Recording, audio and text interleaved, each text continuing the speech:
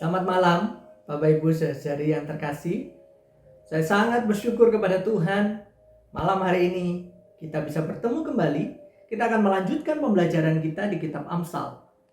Malam ini kita akan melanjutkan dari Amsal pasal yang ke-15, ayat yang ke-13 sampai yang ke-33. Sebelum kita mulai PA kita, mari kita berdoa. Bapa yang di surga, kami bersyukur kembali Kau memberi kami waktu dan kesempatan yang berharga untuk kami belajar dari firman-Mu, secara khusus dari kitab Amsal pasal yang ke-15. Tolong kami ya Roh Kudus. Kami mohon kiranya Engkau yang bekerja di tengah-tengah kami semua. Memberi kami hikmat dan pengertian untuk kami boleh mengerti apa yang Kau nyatakan melalui firman-Mu.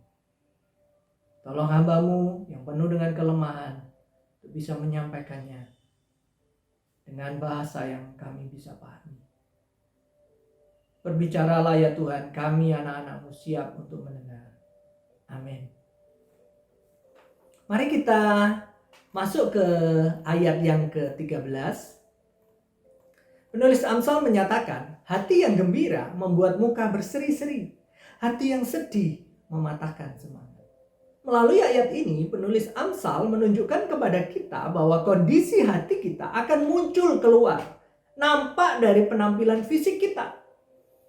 Emosi yang kita rasakan di dalam itu mempengaruhi sikap dan perilaku kita. Kondisi hati yang gembira akan membuat muka kita juga berseri-seri. Namun sebaliknya, kondisi hati yang sedih akan mematahkan semangat kita. Kemudian di ayat yang ke-14, orang bijaksana mencari pengetahuan, orang bodoh sibuk dengan kebodohan. Ayat ini memberikan gambaran mengenai kecenderungan orang bijaksana dan orang bodoh. Orang bijaksana mempunyai kecenderungan untuk berusaha mencari pengetahuan dengan tujuan akan mereka makin berhikmat. Sebaliknya, orang bodoh memiliki kecenderungan untuk menyibukkan diri mereka dengan hal-hal yang bodoh. Itu yang dimaksud. Kemudian di ayat yang ke-15, orang muram harus terus berjuang dalam hidupnya. Tetapi orang yang periang selalu bahagia. Sekali lagi di sini kita diperlihatkan pengaruh kondisi hati seseorang terhadap sikap hidupnya. Orang yang muram punya kecenderungan melihat segala sesuatu dari sisi yang negatif. Hal ini membuat mereka, orang yang muram ini memiliki semangat hidup yang rendah. Sehingga mereka merasa bahwa perjuangan hidup mereka sangat berat. Sebaliknya, orang yang periang punya kecenderungan melihat segala sesuatu dari sisi yang positif. Dampak dari cara pandang ini, melihat sesuatu dari sisi yang positif ini, mereka akhirnya menjalani hidup mereka dengan penuh semangat dan sukacita. Sehingga mereka berbahagia. Itu yang dimaksudkan oleh penulis Amsal. Ayat yang ke-16 dikatakan, lebih baik sedikit harta, tapi disertai takut kepada Tuhan, daripada banyak harta, tapi disertai kecemasan. Bapak Ibu saudari, kalau disuruh memilih antara harta dan takut akan Tuhan, mana yang akan kita pilih? Harta atau takut akan Tuhan? Kira-kira pertanyaan ini yang hendak dijawab oleh penulis Amsal melalui ayat ini. Artinya dua hal itu, harta dan takut akan Tuhan, adalah dua hal penting yang harus dimiliki dalam hidup manusia. Keduanya bisa berjalan beriringan. Artinya kita bisa memiliki banyak harta disertai takut akan Tuhan. Namun ada kalanya kita harus memilih antara harta atau takut akan Tuhan. Ketika pilihan itu diperhadapkan kepada kita, penulis Amsal memberikan nasihatnya mengenai mana yang seharusnya kita pilih. Takut akan Tuhan harus jadi yang utama dalam hidup kita. Karena itu lebih baik kita memiliki sedikit harta, tapi disertai takut akan Tuhan, dibanding memiliki banyak harta tapi kita cemas, disertai kecemasan dalam hidup ini. Kita tahu bahwa harta yang banyak seringkali tidak menghadirkan ketenangan bagi sang empunya, kebahagiaan bagi pemiliknya. Seringkali tidak didapatkan, malah cemas karena hartanya, takut hartanya berkurang. Cemas karena harus membayar pajak yang mahal karena hartanya banyak. Cemas karena ada takut nanti ada yang akan mencuri hartanya, dan cemas yang lain terkait dengan hartanya yang banyak. Itu kecemasan yang menyertai dengan harta yang banyak, bukan? Sebaliknya, ketika kita hidup dalam takut akan Tuhan, kita akan memiliki ketenangan di dalam menjalani kehidupan. Ada damai sejahtera. Bahkan ketika kita hanya memiliki sedikit harta, tetapi kita jalani dengan takut akan Tuhan, kita akan menjalani hidup dengan tenang dan ada sukacita karena tidak ada kecemasan bersama dengan Tuhan. Ayat yang ke-17. Lebih baik makan sayur tapi disertai cinta kasih daripada makan daging lezat tapi disertai kebencian. Penulis Amsal kembali menghadirkan pilihan kepada kita. Kali ini pilihannya adalah antara hidup dengan cinta kasih atau hidup dengan kebencian. Kalau kita pilih hidup dengan cinta kasih, maka makanan apapun yang kita makan akan terasa nikmat, lezat. Sekalipun penulis Amsal katakan, sekalipun hanya makan dengan sayuran saja, itu akan tetap terasa nikmat ketika kita hidup dalam cinta kasih. Sebaliknya, orang yang hidup dengan kebencian, baik ia benci kepada orang lain atau ia dibenci oleh orang lain, maka sekalipun makanannya itu daging yang lezat, daging yang sangat enak, yang kelas nomor 1, sekalipun demikian makanannya, orang yang hidupnya disertai kebencian, dia tidak akan bisa menikmati makanan yang lezat itu. Itu yang disampaikan oleh penulis Amsal kepada kita. Ayat yang ke-18. Orang yang cepat marah menimbulkan pertengkaran. Orang yang sabar membawa perdamaian. Kita tahu bahwa sikap seseorang akan mempengaruhi tanggapan dari orang lain, respon dari orang lain. Orang yang cepat marah, dia akan membuat orang lain tidak nyaman. Bahkan tidak jarang bisa menimbulkan pertengkaran dengan orang lain. Namun sebaliknya, orang yang sabar, kesabarannya itu akan membuat orang lain nyaman berelasi, berhubungan dengan dia, berkomunikasi dengan orang itu karena kesabarannya. Sehingga menghasilkan perdamaian. Kemudian di ayat yang ke-19. Orang malas akan selalu mengalami kesukaran. Orang jujur tidak menemui kesulitan. Ayat ini menunjukkan kepada kita perbedaan jalan hidup orang yang malas dan orang yang jujur. Sesuai dengan tema kitab Amsal mengenai hikmat, maka arti kemalasan di sini juga mengacu kepada orang bodoh yang tidak berhikmat, yang hidup semau-maunya sendiri. Dengan pengertian kemalasan seperti itu, maka mereka dalam hidupnya akan selalu mengalami kesukaran-kesukaran. Karena mereka hidup di dalam kebodohannya. Namun sebaliknya, orang yang jujur dalam hidupnya tidak akan menemui kesulitan. Karena mereka menjalani hidupnya dengan hikmat dan takut akan Tuhan. Itu yang dimaksud oleh penulis Amsal. Kemudian ayat yang ke-20. Anak yang bijaksana menyenangkan hati ayahnya. Anak yang bodoh tidak menghargai ibunya. Kembali di sini kita ditunjukkan relasi antara orang tua dan anak sebagai dasar dari penulisan kitab Amsal. Anak yang bijaksana akan menyenangkan hati ayahnya. Karena ia akan mau mendengarkan nasihat dan didikan dari orang tuanya. Sebaliknya, anak yang bodoh mereka tidak menghargai ibunya, tidak menghargai orang tuanya. Mereka tidak mau mendengarkan nasihat atau didikan dari orang tuanya. Itu yang menjadi latar belakang dari kitab Amsal. Relasi antara orang tua dengan anak. Ayat yang ke-21. Kebodohan adalah kesenangan orang bebal.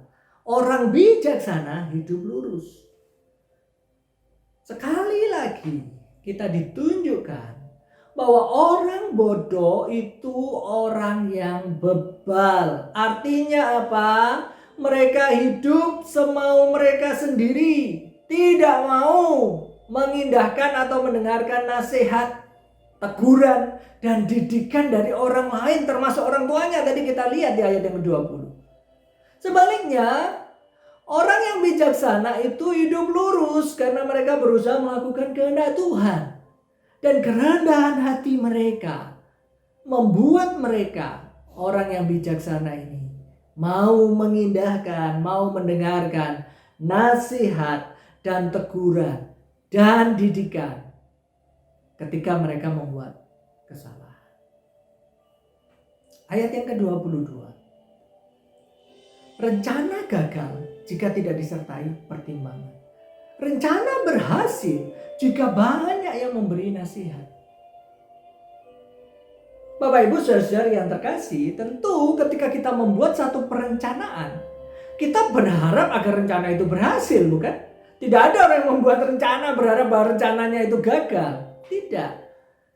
Nah, penulis Amsal mengajarkan kepada kita kunci dari keberhasilan suatu perencanaan.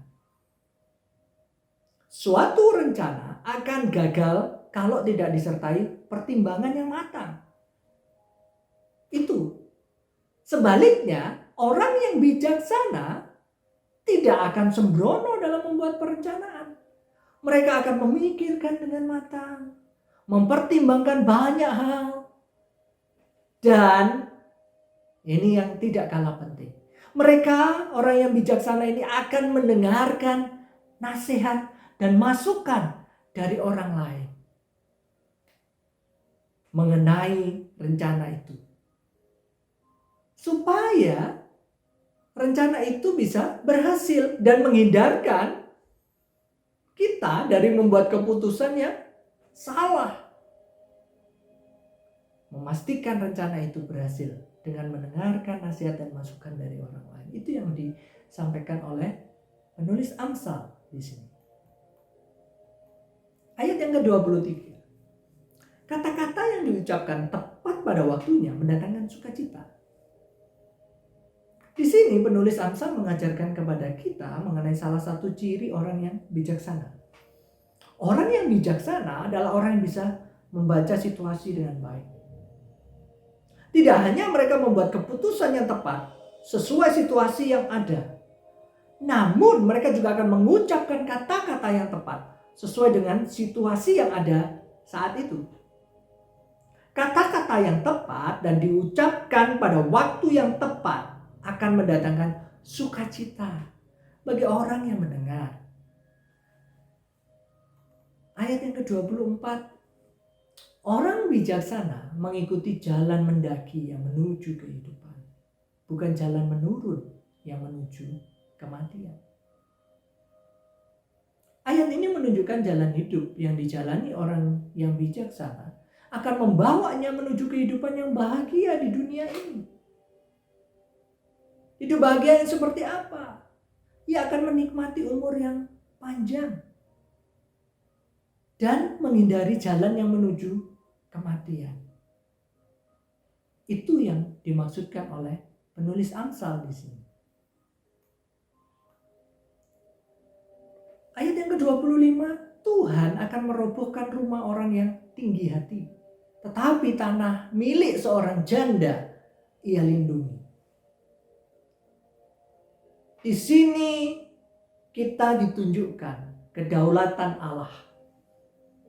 Bagaimana Allah menghakimi semua orang, tidak terkecuali. Orang yang tinggi hati adalah mereka yang memandang diri sebagai pusat segala sesuatu. Mereka merendahkan sesama dan bahkan menganggap diri mereka lebih besar daripada Tuhan. Oleh sebab itu, Tuhan akan merobohkan rumah orang yang tinggi hati itu. Namun sebaliknya, Tuhan akan melindungi tanah milik seorang janda. Pada zaman itu, janda termasuk golongan orang yang memiliki kedudukan yang rendah dan lemah di masyarakat. Seringkali mereka menjadi korban kejahatan dan tidak ada yang melindungi mereka. Namun di sini kita lihat Allah sendiri yang akan jadi pelindung bagi mereka. Ia akan melindungi janda dan orang-orang yang lemah. Ayat yang ke-26. Tuhan benci pada rencana yang jahat, tapi kata-kata yang baik menyenangkan hatinya. Allah tidak dapat mengingkari dirinya sendiri. Ia kasih dan karena itu ia kasih dan kudus. Dan karena itu ia membenci orang-orang yang merencanakan kejahatan. Sebaliknya kata-kata yang baik yang diucapkan dengan lemah lembut itu sesuai dengan kehendak Tuhan. Dan karenanya kata-kata yang seperti itu, kata-kata baik yang diucapkan dengan lembut itu akan menyenangkan hatinya. Ayat yang ke-27. Siapa mencari keuntungan yang tidak halal, menghancurkan keluarganya sendiri. Siapa membenci uang sogok akan hidup bahagia. Ayat ini mengingatkan kita mengenai bagaimana seharusnya kita bekerja. Bagi orang yang sudah menikah, ia bekerja untuk menghidupi keluarganya tentu. Dalam rangka itulah penulis Amsal mengingatkan bahwa ketika seseorang mencari keuntungan dengan cara yang tidak halal, misalkan dengan cara mencuri atau korupsi, kekayaan yang didapat dengan cara-cara seperti itulah, cara-cara yang tidak halal seperti itulah yang akan menghancurkan keluarganya sendiri.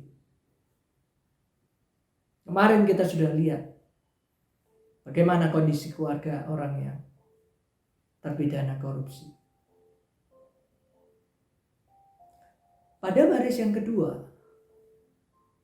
penulis Amsal memberi contoh cara yang tidak halal untuk mendapat keuntungan, yaitu dengan memberi uang sogok kepada orang lain dengan tujuan agar orang yang mendapat sogokan itu, diberi sogokan itu melakukan sesuatu yang tidak seharusnya dilakukannya.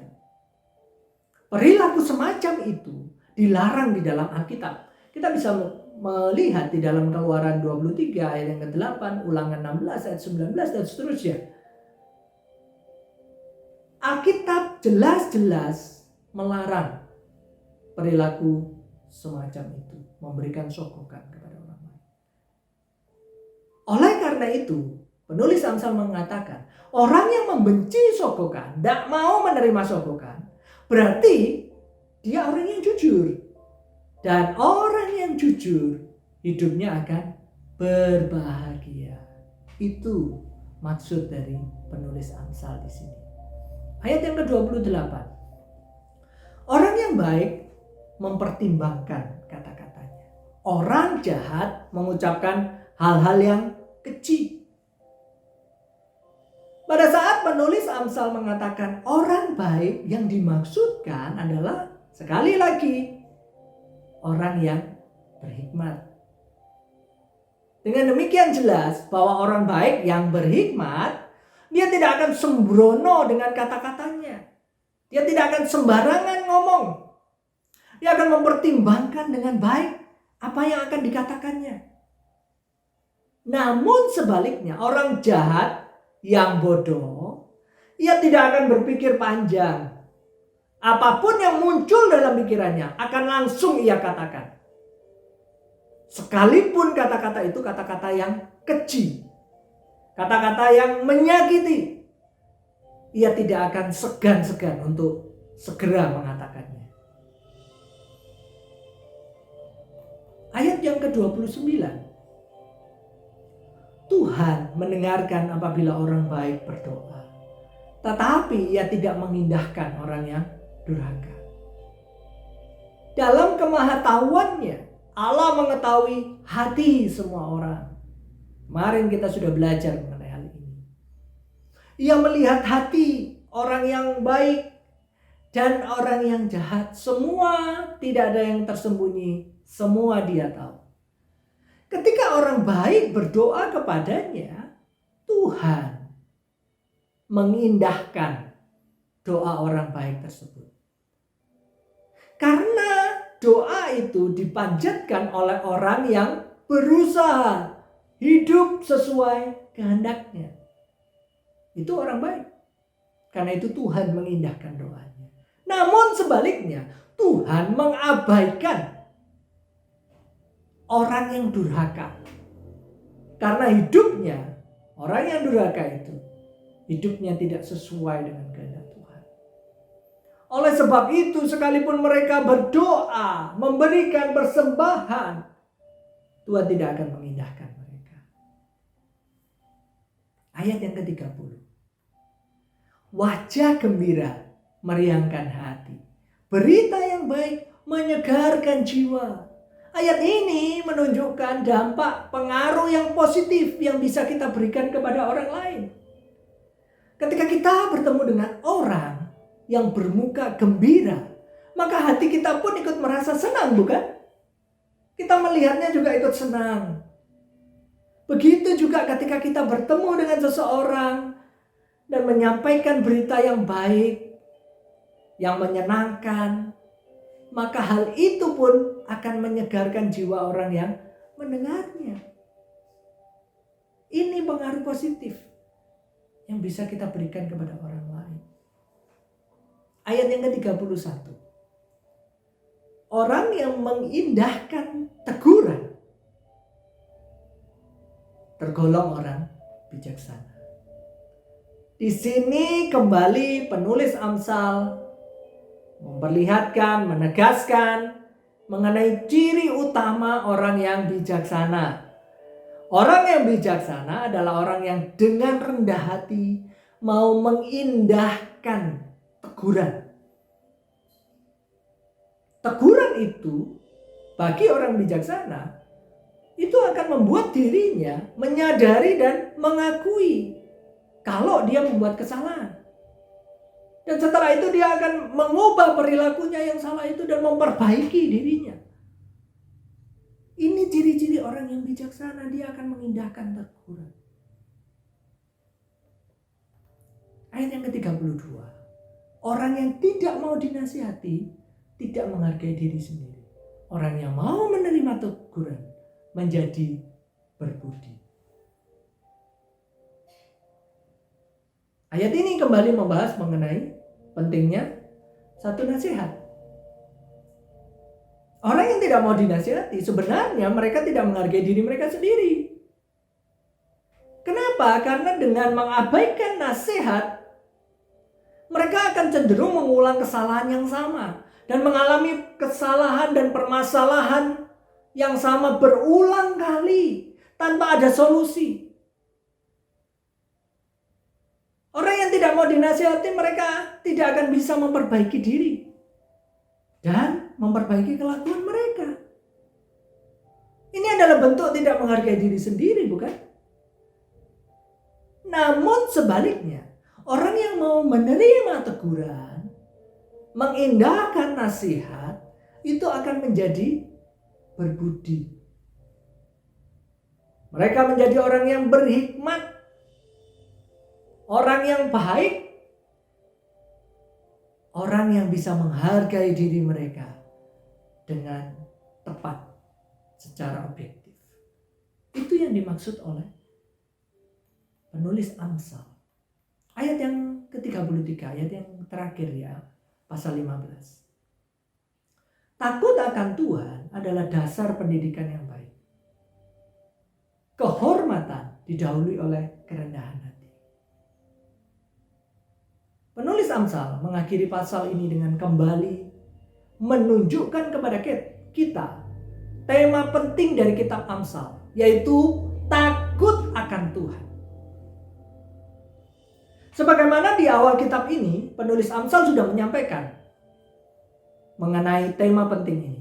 Ia mengulang lagi bahwa takut akan Tuhan adalah dasar pendidikan yang baik, permulaan pengetahuan.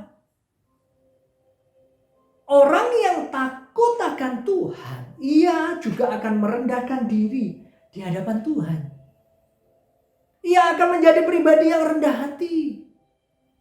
Dan orang yang rendah hati akan mengandalkan Tuhan. Karena ia tahu ia tidak sanggup tanpa Tuhan. Dan orang yang rendah hati itu dia akan mau mendengarkan, mengindahkan nasihat dan didikan dari orang lain. Secara khusus dari orang tuanya. Kerendahan hati yang semacam inilah yang akan mendatangkan kehormatan, penghormatan bagi orang tersebut. Itu yang dimaksud oleh penulis Amsal. Setelah kita mempelajari mulai ayat 13 sampai ayat yang ke-33, apa yang bisa kita simpulkan dan apa yang perlu sama-sama kita gumuli untuk kita lakukan? Setidak-tidaknya saya melihat ada dua hal. Yang pertama, sebagai anak-anak Tuhan, seharusnya hidup kita memberi pengaruh yang positif kepada orang lain. Karena itu mari kita berhikmat dalam menjalani kehidupan ini. Agar setiap perkataan dan perbuatan kita itu mendatangkan sukacita bagi setiap orang yang bertemu dengan kita. Sehingga mereka, orang-orang itu yang bertemu dengan kita, melihat terang Tuhan yang ada dalam diri kita dan akhirnya memuliakan Bapa yang di surga. Seperti yang Yesus harapkan dari kita anak-anaknya. Dan yang kedua, mari kita belajar menjadi orang yang rendah hati, sungguh-sungguh rendah hati. Dimulai dengan kita menyadari siapa diri kita di hadapan Tuhan. Mari kita merendahkan diri di hadapannya. Sadari bahwa kita memiliki banyak kelemahan. Karena itu kita membutuhkan Tuhan. Karena itu kita membutuhkan sesama kita untuk menopang dan menolong kita. Mari juga kita belajar rendah hati dan terbuka terhadap nasihat dan teguran dari orang lain. Karena hal itu akan mendewasakan diri kita. Dan biarlah Kristus sendiri yang menjadi teladan bagi kita. Teladan yang sempurna dalam hal perendahan diri. Merendahkan diri. Ia telah merendahkan dirinya sedemikian rupa. Karena itu, mari kita meneladani Kristus. Dan kita minta pertolongan Roh Kudus. Agar kita dapat menjadi pribadi yang rendah hati. Dan berkenan di hadapannya. Mari kita berdoa. Tuhan, terima kasih. Kau sudah menolong kami menyelesaikan PA kami di pasal yang ke-15. Tolong kami Tuhan, untuk benar-benar menyadari siapa diri kami di hadapan Tuhan. Sehingga kami hidup berkenan di hadapan Tuhan. kami hidup dengan rendah hati, merendahkan diri kami di hadapan Tuhan dan rendah hati di hadapan sesama kami. Kami hidup dengan berhikmat, menyadari bahwa apapun yang kami lakukan itu berdampak kepada orang lain. Kami akan menjaga tutur kata kami, perbuatan-perbuatan kami, agar hidup kami memberi dampak yang positif. Dan pada akhirnya membawa orang memuliakan nama Tuhan. Tolong kami ya Roh Kudus, mampukan kami. Terima kasih ya Tuhan untuk pertolongan-Mu. Terima kasih untuk hikmat-Mu. Terus pimpin kami. Dalam nama Tuhan Yesus kami berdoa. Amin.